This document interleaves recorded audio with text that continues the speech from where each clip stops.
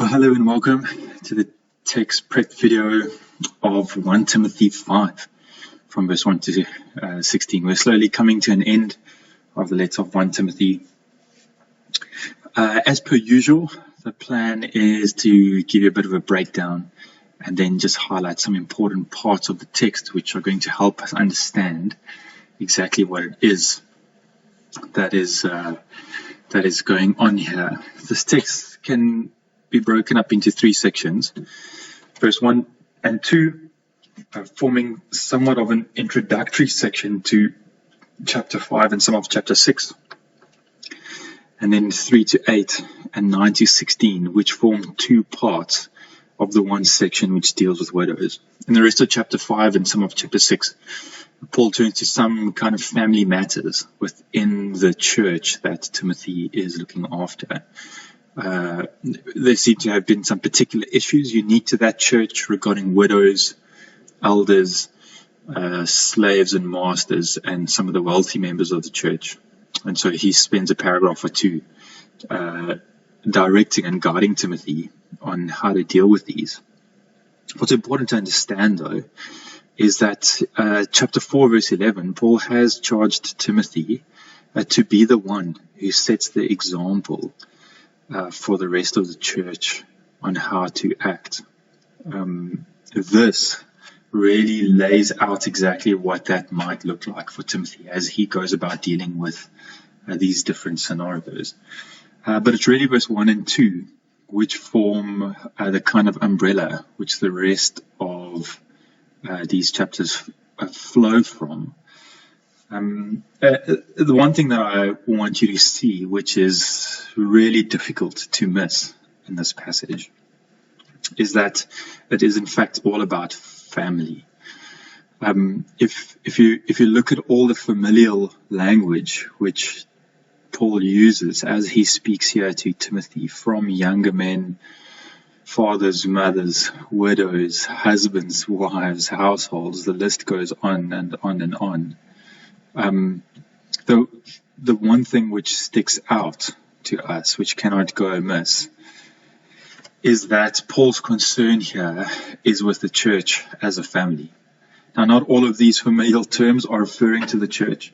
Many of them, in actual fact, most of them, are referring to immediate family.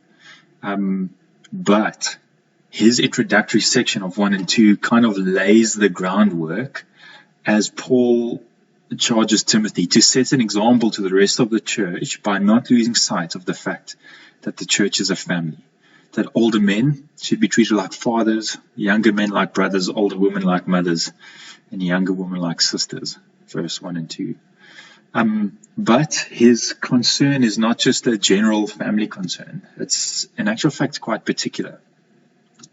He wants Timothy not to rebuke harshly, verse 1, but rather to encourage.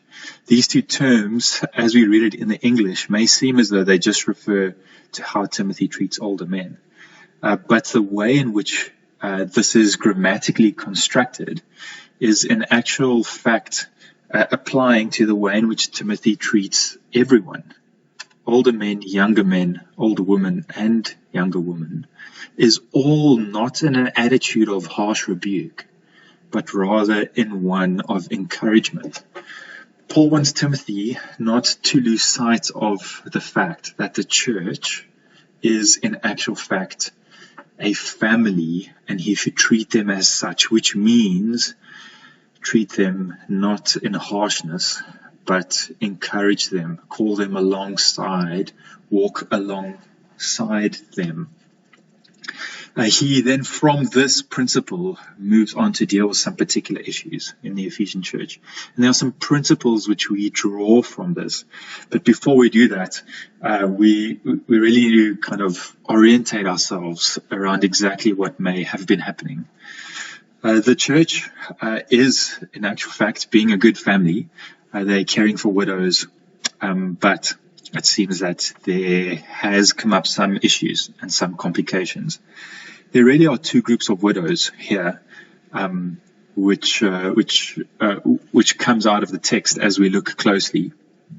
There are those who who Paul would call true widows, verse 3. They are those who are left alone, who put their hope in God, who continue in prayer. They are irreproachable.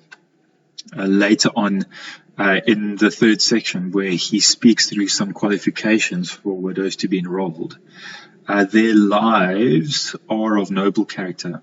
They've been faithful to their husbands, one husband. They are known for their good works. They've brought up children. They've shown hospitality. They've washed the feet of the saints. They've helped the oppressed. They've followed after every good work. This is the one group of widows, the older group. There is another group of widows, which are much younger, seem to be. They are the widows who live luxurious lives while they're actually dead, Paul says.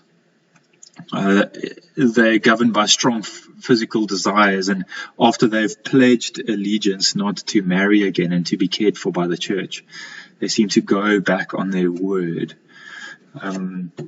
They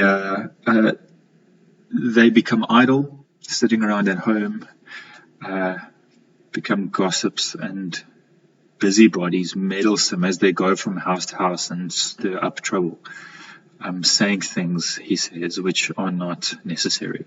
Some of them, in actual fact, he says, have already turned away and have turned after Satan.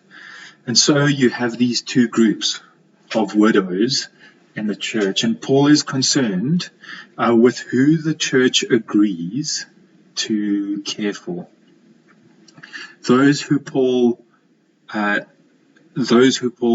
says the church should be caring for are those of good character and those who are truly alone. In the second section, he's got a real concern for families who are able to care for their own widows, but send them to the church to be cared for by the church family. And not that caring for widows in the church family is wrong at all, but Paul says it is pleasing to the Lord when a family takes care of their own. And this is so because it frees up funds in order for the church to help those who are really in need. Verse 16. That's the first principle here, that those who should be cared for by the church family are those who are of good character and those who are truly alone. Why? Because the families should be caring for their own, while the church should be caring for those who are truly alone. The second principle that we learn is that there are some widows who are just in it for the freebies, as it were. They approach the church family to be taken care of, but they seem to take advantage of that fact. Them being taken care of just allows them to cause trouble as they sit around and as they go from house to house and say things which are not necessary. They have been given the opportunity, Paul says, for the opposition to take a hold and stir up trouble. And for that reason, Paul advises that younger widows who are able to marry should marry, should not be left idle, and should not take advantage of the church family. And so as we step back from this, though it is particular to a situation in Ephesus regarding widows, there are some principles which are really universal. The church, number one, should be caring for those who are in need. Families, individual families, should be caring for their own if they are able to, because this is what pleases the Lord. In fact, Paul would say, verse 8, that those who take advantage of this fact and those who don't care for their families and ship them off to the church to care for are in actual fact worse than unbelievers. The second principle that we get is this, that though the church is a family, it's not a family that should be taken advantage of. It's a family which is willing in Christ to deeply care and deeply love and deeply honor. But that love and care and honor is not there to be taken advantage of. I hope this has been helpful in understanding exactly what's going on here, as Paul reminds Timothy not to lose sight of the fact that the church is a family. And then, in somewhat of a case study, we get to see exactly what that looks like, what deep love and honor looks like for those who are truly alone, and what are some things we should be aware of as we as a church family go about caring for those who are in need. I pray along with you that your time in MC around this text would be fruitful and helpful, that you as an MC would be encouraged and emboldened to continue treating one another as family, as brothers, sisters, fathers, and mothers.